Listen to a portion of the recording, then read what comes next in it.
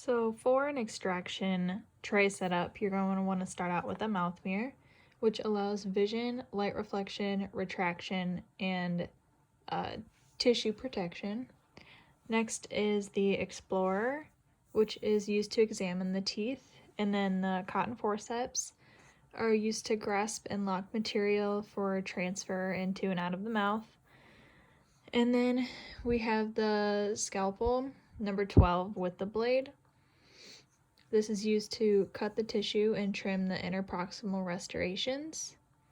And then this one is the periosteal elevator to separate the tissue from the tooth and the bone. And then we have the straight elevator, which is used to loosen the tooth from the periodontal ligaments before the extraction. And then these two right here, they are the right and the left root tip elevators to lift and remove fragments of the root. And then the surgical curette is used to remove debris or tissue from the surgical site. Then the tissue forceps here are used to hold tissue during the surgical procedures. And then these are the Rogners, which are used to trim and remove excess alveolar bone after the extraction of teeth. And then the bone file is used to remove and smooth rough edges of the bone. And then the surgical chisel, right there, is to split or section the tooth for easy removal. And you do that by tapping on the chisel with the mallet, which is right here. And this is used with the bone chisel to section the tooth for easier removal. And then in the corner here we have the tissue scissors to cut the tissue. Then the hemostat, which is used to grasp tissue or bone fragments. This is the silk suture with the needle in the sterile package to suture the surgical site. Then the needle holder, it does have gold from about here and up.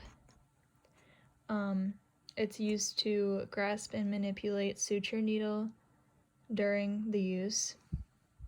And then the suture scissors are used to cut the sutures. And then next we have the tongue and cheek retractor, which is used to hold and retract the tongue or cheek during surgery. And then the burr block with the surgical long shank burrs, and the mouth prop, which is used to hold the patient's mouth open during dental procedures. This is a disposable high volume surgical evacuation tip, which is to evacuate fluid from the oral cavity and surgical site. Then the universal mandibular forceps, because this extraction tray setup is used for an impacted mandibular molar. And these are used to extract the mandibular centrals, laterals, cuspids, premolars, and roots.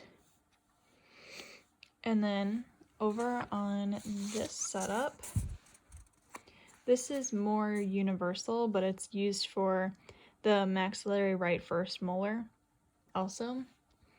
On this tray setup, you'll use a mouth mirror, which allows vision, light reflection, retraction. The Explorer to examine the teeth. Then the cotton forceps are used to grasp and lock the material for transfer. And then the scalpel with the number 12 blade to cut the tissue and trim interproximal restorations. Then the periosteal elevator to separate the tissue from the tooth or bone. The surgical curette, which is used to remove debris or tissue from the site. And then the tissue forceps, used to hold tissue during the procedure. And then the hemostat is used to grasp tissue or bone fragments, and the tissue scissors are used to cut the tissue. Then we have the mouth prop, which is used to hold the patient's mouth open during the procedure. And then the needle holder is used to grasp and manipulate the suture needle Then the suture scissors are used to cut the sutures. This is the tongue-in-cheek retractor to hold and retract the tongue or cheek during surgery, and the disposable high-volume evacuator tip to evacuate fluid from the oral cavity.